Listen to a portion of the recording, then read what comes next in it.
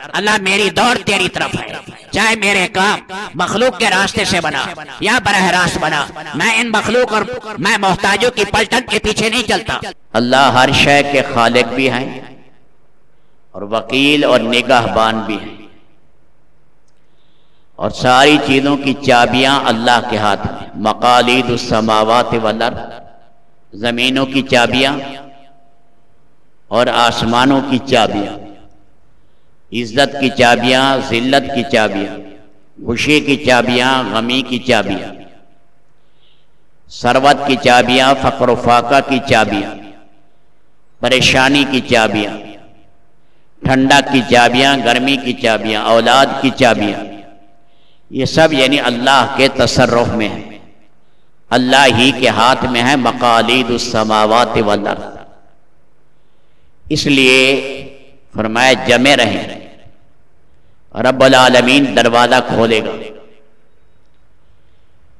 ایک حدیث میں آیا یہ کلمہ پڑھا کرو، سبحان اللہ والحمد للہ ولا الہ الا اللہ واللہ اکبر ولا حول ولا قوت الا باللہ، یہ بھی مقالید السماوات ہے۔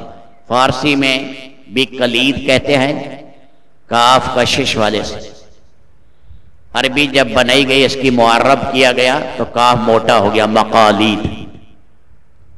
اس لیے فرمایا چابیاں اللہ کے پاس ہیں، جو آدمی کثرت سے تیسرے کلمے کا ذکر کرے گا رب العالمین نعمتوں کی بارش کریں گے اسے۔ اس لیے اپنے معمولات میں صبح و شام 100 دفعہ تیسرے کلمے کا ذکر بھی اپنے ٹائم ٹیبل میں شامل کر لیں، اس کی برکت سے اللہ پاک روزی میں رب العالمین برکت دیں گے۔ اللہ پاک روزی کے اندر رب العالمین برکت عطا فرمائیں۔ آگے اللہ تعالی شانوں نے فرمایا کہ دیکھو اللہ 2 موقع پر روح قبض کرتے ہیں، یتوفی الانفس حین موتها واللتی لم تمت فی منامها ویمسک التی قضا علیہ الموت ویرسل الاخری الی اجل مسمی۔ یہاں یتوفی کے معنی منقطع ہونے کے، روح جو منقطع ہوتی ہے جسم سے 2 موقع پر ہوتی ہے، ایک جب ہم سوتے ہیں اور ایک جب ہمیں موت آتی ہے۔ سوتے وقت ظاہری طور پر منقطع ہو جاتی ہے، باطنی طور پر نہیں ہوتی، اور جب ہمیں موت آتی ہے تو روح بالکل ظاہری طور پر بھی منقطع اور باطنی طور پر بھی منقطع ہو جاتی ہے۔ جب نیند میں روح منقطع ہوئی، اللہ قبض کر لیا، تو فرمایا فَيُمْسِكُ الَّتِي قَضَىٰ عَلَيْهَا الْمَوْتَ وَيُرْسِلُ الْأُخْرَىٰ إِلَىٰ أَجَلٍ مُّسَمًّى۔ اٹھانا ہوتا ہے اللہ روح چھوڑ دیتے، آنکھ جھپکنے سے پہلے روح واپس۔ ایک حدیث میں ہے جو باوضو سوئے اس کی روح اللہ کی بارگاہ میں سجدہ ریز ہوتی۔ جب ہم سوتے ہیں تو روح جو ہے اس کا انقطاع ہوتا ہے ظاہراً، ظاہری طور پر ہم دیکھ بھی نہیں سکتے اور ظاہری طور پر ہم سن بھی نہیں سکتے اور ظاہری طور پر ہم حرکت بھی نہیں کر سکتے۔ سونے والا آدمی وہ اس کی روح جو ہے وہ عالم مثال میں چلی جاتی، اوپر چلی جاتی ہے روح۔ رات جاتے ہوئے آدمی خواب دیکھ لے تو یہ خواب سچے ہوتے ہیں، روح جب واپس آتی ہے پھر خواب دیکھے تو یہ خواب سچے نہیں ہوتے۔ فرمایا نیند میں روح کی شعاع باقی رہتی ہے، کیونکہ ہماری نبض بھی چل رہی ہے، نیند میں ہماری نبض بھی چل رہی ہے، خون حرکت کر رہا ہے۔ تو حضرت علی رضی اللہ تعالیٰ عنہ فرماتے ہیں ایک ذرہ روح کا باقی اللہ چھوڑتے ہیں نیند میں، نیند کے اندر۔ پھر رب العالمین جب جو ہے جگاتے ہیں تو پھر کامل روح عالم ملسات سے واپس اس جسم انصری کے اندر آ جاتی ہے۔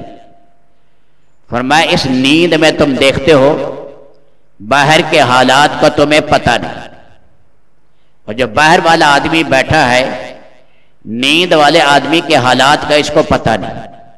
نیند والے کی روح مکہ کی بیت اللہ کی طواف کر رہی ہے یا روضہ رسول پر پہنچی ہوئی ہے سویا ہوا ملتان میں. پاس والے آدمی کو پتہ نہیں، پاس والے کو. اسی طرح جب روح کامل منقطع ہوگی ظاہراً اور باطناً موت آئے گی، پھر روح کے ساتھ کیا ہوگا یہ دنیا کے کسی انسان کو نہیں پتہ لگ سکتا کہ قبر میں کیا ہو رہا ہے. قبر کے اندر عالم برزخ ہے، وہ پردے کی چیز ہے. بعض دفعہ ایسے حالات بھی آ جاتے ہیں، کچھ اللہ نشانیاں چھوڑ دیتے ہیں. یہ بستی والوں کے قریب ایک بھائی تھے، خواب دیکھا، خواب نیند میں خواب دیکھا، سانپ نے ڈنگ مار لیا خواب میں. یہ اٹھے اور رونے بیٹھ گئے. ماں نے کہا بیٹا کیا ہو گیا؟ اماں سانپ نے ڈنگ مارا ہے نیند میں. بیٹا نیند ہی تو ہے، سو جاؤ. گھبراہٹ بہت. ماں نے تسلیاں دی، باہر کیف لیٹ گئے. لیکن 15 دن تک طبیعت پر اثر رہا. گاڑی چلا کے روڈ پر جا رہے تھے، یا بہاولپور کی طرف یا ملتان کی طرف آ رہے تھے. شام کا ٹائم مغرب کے بعد لائٹنگ ہوئی تو دیکھا سڑک پر سانپ پڑا. اس نے اس انداز سے گاڑی چلائی کہ جو ہے یہ پہیے کے نیچے، ویل کے نیچے سانپ آ جائے اور کرش ہو جائے. اس سے گزار کر آگے گاڑی روکی. پیچھے دیکھا تو کوئی سانپ نہیں. گاڑی سے اتر کے دیکھا سانپ نہیں. گاڑی کے ویل کی طرف دیکھا، ادھر ادھر دیکھا، اور کچھ لوگ اکٹھے ہو گئے. کیا بات ہے کہ ایسے ایسے مسئلہ ہے. کسی نے کہا ادھر فصل میں بھاگ گیا ہوگا، یہاں تو سانپ کوئی نظر ہی نہیں آ رہا. گاڑی پرانی گاڑی تھی، پیمپر سے وہ اندر آیا. اب یہ بیٹھا گاڑی چلانے کے لیے. جو ہی گاڑی چلائی تو اس نے اس کی ایڑی میں نیچے اندر ٹک کیا. اندر آیا ہوا تھا.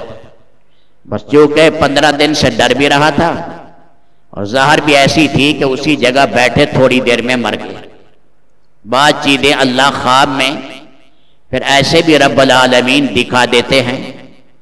آدمی خواب میں نیند میں کئی قسم کے خواب دیکھتا ہے. بعد حدیث نفس ہوتے ہیں، سارا دن جو باتیں کی ہیں نیند میں بھی وہی نظر آئیں گی. یہاں کر کھڑے ہوتے ہیں، پنڈی پنڈی فلاں فلاں جگہ، ساری رات بھی یہی ہوکے لگاتے رہتے ہیں. جو دن میں باتیں کی رات کو وہی نظر آئی. اور بعض دفعہ تصویرات شیطانی آ جاتے ہیں، شیطانی گندے خواب. اور بعض اوقات سچے خواب بھی آ جاتے ہیں، جیسے یوسف علیہ السلام نے خواب دیکھا. 40 سال کے بعد تعبیر نکلی. ہمارے نبی صلی اللہ علیہ وسلم نے نبوت کے اعلان سے پہلے 6 مہینے سچے خواب دیکھے. آپ نے عہد میں بھی خواب دیکھا. رات کو سوئے، فرمایا میری تلوار ذوالفقار ٹوٹ گئی اور پھر جڑی ہے. اس پہ آپ نے فرمایا میرے ساتھی شہید ہوں گے. اس لیے بعض اوقات اللہ تعالیٰ اپنے بھلے مانس لوگ جو ہوتے ہیں ان کی خواب میں بھی اللہ تعالیٰ رہنمائی کرتے ہیں. اللہ کا ایک نظام ہے اور اللہ تعالیٰ اس میں رہنمائی کرتے ہیں. یہاں آگے اللہ تعالیٰ نے فرمایا کہ تم جن چیزوں میں اختلاف کرتے ہو قیامت کے دن فیصلہ ہو جائے گا، گھبرانے کی بات. اس آیت کے ساتھ ایک حدیث کا ٹکڑا ہے، اگر ملا لے. اما عائشہ سے پوچھا گیا کہ رسول پاک علیہ السلام تہجد کے ٹائم کیا پڑھتے تھے؟ فرمایا یہ پڑھتے تھے اللہم رب جبرائیل و میکائیل و اسرافیل فاطر السماوات والارض عالم الغیب والشہادہ انت تحکم بین عبادک فیما کانوا فیہ یختلفون اہدنی لما اختلف فیہ بالحق باذنک الی الحق باذنک انک تہدی من تشاء الی صراط مستقیم. یہ میں نے آیت بھی ہے اور ساتھ دعا بھی ہے، وہ دونوں کو جوڑا ہے. حزب آدم میں بھی یہ دعا لکھی ہوئی ہے اور 24ویں پارے کے اندر ہے یہ دعا. ہمارے نبی تہجد کے ٹائم اس کو پڑھتے تھے، جس کا معنی ہے آئے میرے رب، اب جبرائیل، میکائیل، اسرافیل کے بھی رب ہے. اے اللہ، اختلاف والی جگہ پر مجھے سیدھا راستہ دکھا، کیونکہ آپ کے سامنے ہر چیزیں ظاہر ہیں.